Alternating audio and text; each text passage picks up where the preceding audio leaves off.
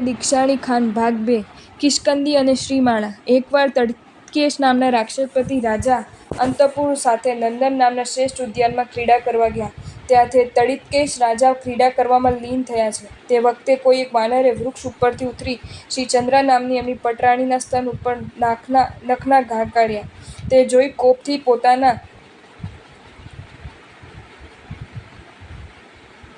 કેશને ઊંચા કરતા શ્રી તડિતકેશ રાજાએ એક બાણ વડે તે વાનર ઉપર પ્રહાર કર્યો.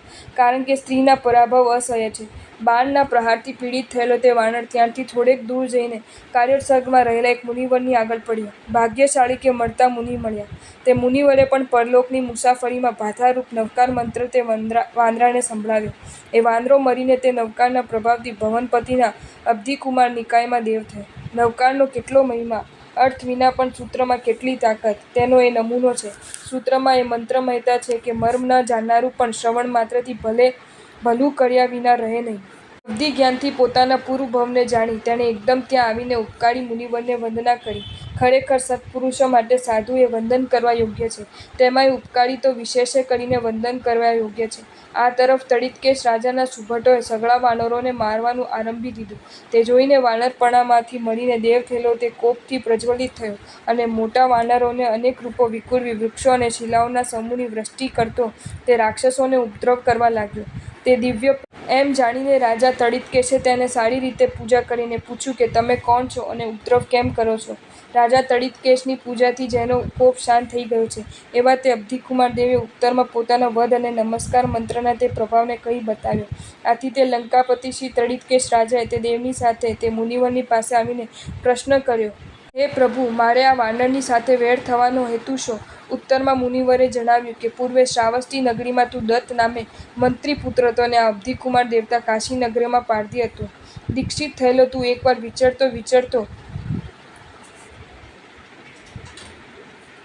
વારાણસી નગરીમાં ગયો. ત્યાં આ શિકારીએ તેને જોયો. તેને જોવાથી અપશુકન માનીને તે શિકારીએ પ્રહાર કરીને તેને પૃથ્વી ઉપર પાડી નાખ્યો. ત્યાં મરણ પામીને તું મહેન્દ્રકલ્પ નામના ચોથા દેવલોકમાં દેવ થયો અને ત્યાંથી ચવીને તું અહીં આ લંકા નગરીમાં તડિતકેશ નામનો રાક્ષસપતિ રાજા થયો અને એ પારથી આ પાપના યોગે નરકમાં ભમીને અહીં વાનર થયો. આ વેરનું કારણ ખરેખર શ્રી જિનેશ્વર દેવની આજ્ઞામાં વિચારતા પરમ તારક એવા મુનિવરોનું દર્શન પણ હિતપુણ્ય આત્માઓને પોતાની જ આજ્ઞાનતા અને દ્રષ્ટ ભાવનાના યોગે અપકારનું કારણ થઈ પડે છે. પરમ પૂજ્ય અને પરમ તારક મુનિવરના દર્શનને અપશુકનનું કારણ માનવું એ ઓછી અજ્ઞાનતા છે અને એ અજ્ઞાનતા યોગે મુનિવરના પ્રાણ લેવા સુધીની છેલ્લામાં છેલ્લી હદે પહોંચી જવું એ ઓછી દુષ્ટતા છે. એ અજ્ઞાનતાની અને દુષ્ટતાથી તારકનો સુયોગ મળવા છતાં બિચારાએ પારધીના જીવને નરકમાં ભટકવું પડ્યું એ ઓછી વાત છે. મુનિ પણ આવા આત્મા ઉપર ઉપકાર કઈ રીતે કરે? દુઃખાવસ્થામાં નવકાર મંત્રના સ્મરણથી તેની અયોગ્યતા નાશ પામી ગઈ અને તે દેવ થયો. અંતે દેવતા પોતાની પૂર્વ સ્થિતિ સાંભળી શાંત થયો અને અસામાન્ય ઉપકારી એવા તે મુનિવરને વંદન કરી લંકાપતિ શ્રી તડિતકેશ રાજાને જણાવીને તે દેવ અંતર્ધાન થઈ ગયો.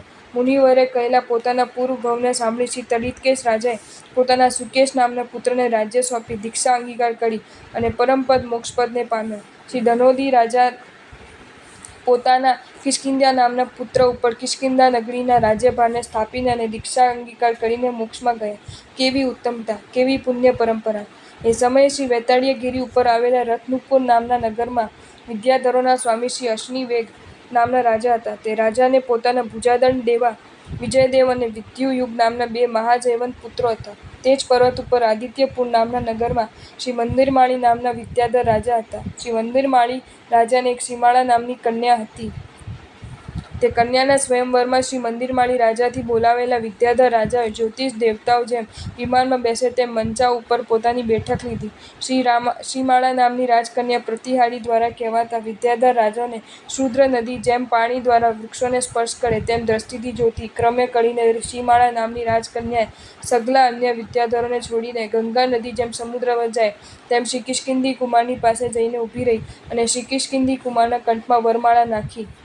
દ્રશ્યની જોતાની સાથે જ સિંહની માફક સાહસપ્રિય અને ભ્રકુટીથી ભયંકર મુખવાળો બનેલો શ્રી વિજયસિંહ નામનો શ્રી અશ્નિવેગ રાજાનો કુમાર રોષપૂર્વક ઊંચા સ્વરથી આ પ્રમાણે બોલ્યો: સારી રાજધાનીમાંથી જેમ હંમેશને માટે અન્યાયના કરનારા ચોરોને કાઢી મૂકવામાં આવે છે, તેમ પહેલેથી પણ આ દુર્નયના કરનારાઓને વૈતાળીય પર્વતની રાજધાનીમાંથી કાઢી મૂકવામાં આવ્યા છે. તો પછી આ દુર્નયકારી અને કુલાધામોને પાછા અહીં કોણે બોલાવ્યા છે? પણ ફિકર નહીં, હવે ફરીવાર આવી શકે નહીં, તે ખાતર તેઓને હું પશુઓની જેમ મારી નાખું છું.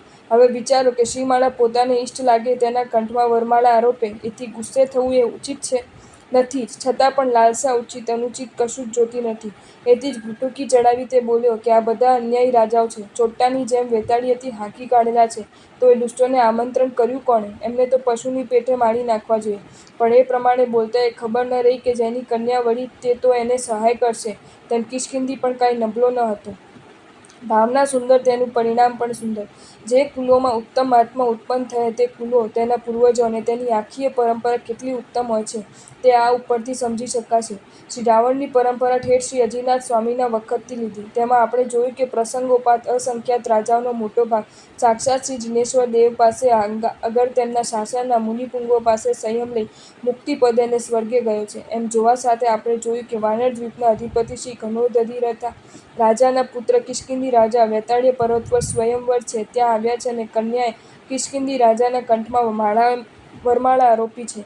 એથી વૈતાળીય પર્વતનો આ સ્વામી શ્રી અશ્નિવેગ રાજાના 2 દીકરા પૈકીનો એક કોપાયમાન થયો છે અને તેને કોપાયમાન થઈને સ્પષ્ટ અક્ષરોમાં કહી દીધું છે કે અમને બોલાવનાર કોણ? અને હું તેઓની પશુઓની માફક મારી જ નાખવાનો.